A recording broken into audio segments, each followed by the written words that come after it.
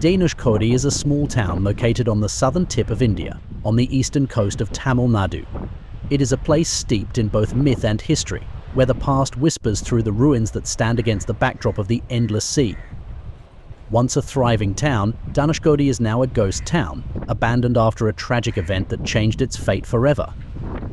Let's take a journey through the history of this mysterious and enchanting place.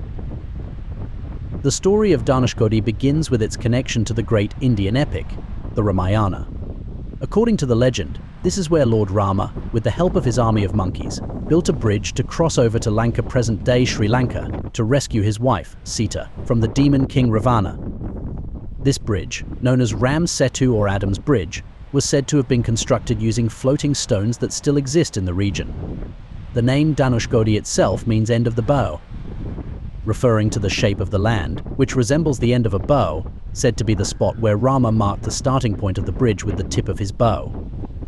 Fast forward to the early 20th century, Dhanushkodi had become a bustling town, thriving as a major port.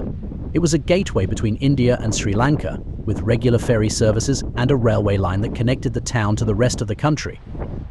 The town was alive with activity. There were schools, a church, temples, and a busy market where locals and travelers from across the seas would gather. The railway station in Dhanushkodi was particularly important. It was the last stop before the ferry to Sri Lanka, making it a hub of commerce and culture. The town was also known for its scenic beauty, with its pristine beaches and the meeting point of the Bay of Bengal and the Indian Ocean. But the vibrant life of Dhanushkodi came to a sudden and tragic halt on the night of December 22, 1964. A powerful cyclone, one of the deadliest in India's history, struck the town with unimaginable force.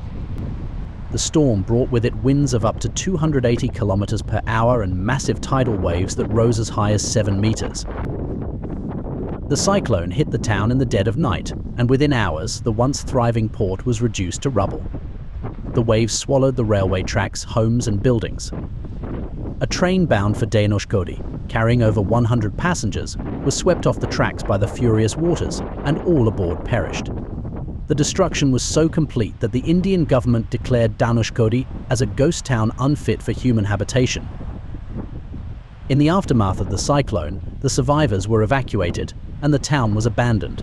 What was left behind were the skeletal remains of buildings, a church with its roof gone, the railway station with tracks leading nowhere, and houses reduced to mere outlines on the ground. The road to Dhanushkodi was cut off, leaving the town isolated and slowly being reclaimed by nature. Today, Dhanushkodi has emerged as a tourist destination, drawing visitors who are fascinated by its eerie beauty and tragic history. The journey to Dhanushkodi is itself an adventure, as visitors must travel the last stretch through sand dunes and along the narrow strip of land that separates the two seas. The ruins stand as a haunting reminder of what once was. The church, now roofless, still has its walls intact, and the railway station, though in ruins, tells the tale of a time when the town was a gateway to another land. Tourists also visit the beaches, where the waters are calm and clear, a stark contrast to the violent storm that once ravaged the town. Dhanushkodi is also a place of spiritual significance. Pilgrims come to this town to pay homage to its mythological past. It is believed that the waters here are holy, and many take a dip in the sea, seeing it as a way to cleanse their sins.